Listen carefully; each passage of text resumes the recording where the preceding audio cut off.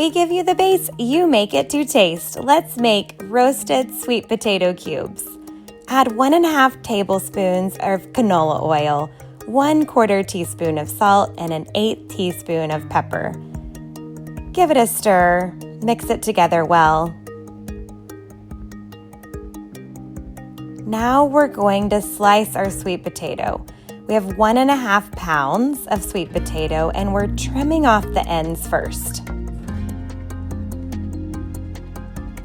These have already been washed. Now we're going to trim a thin slice off the bottom, kind of the side bottom of the potato. That way it gives us a flat side to cut on. Now we're going to slice about 1/2 inch panels, making each sweet potato into panels,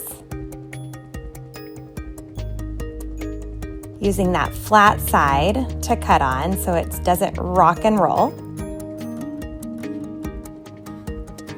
And then we're going to go back and slice each panel into about 1/2 inch cube. You can go a little bit bigger or smaller depending on your comfort or what you actually like to eat.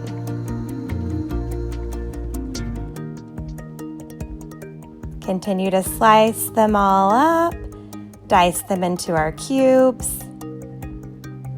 You want these to be equal sizes so that they roast similarly. Otherwise, you're going to have one big bite that's not fully cooked and then maybe a small that's cooked really well. It's very important to have them all sliced the same size, whatever size it is that you choose.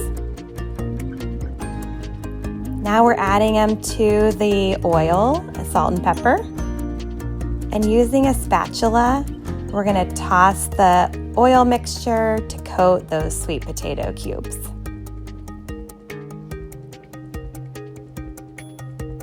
This will allow the seasoning to stick and not burn and get a nice crispy outer layer. Now when we spread them out onto our sheet pan, we want to make sure that we have them spaced out with enough room and not all piled together in the center. And then we're going to roast at a high heat, that's 425 degrees Fahrenheit, and you're going to want them to be brown, crispy on the outside, and fork tender. Cook confidently, simplify nutrition, feel better to your taste.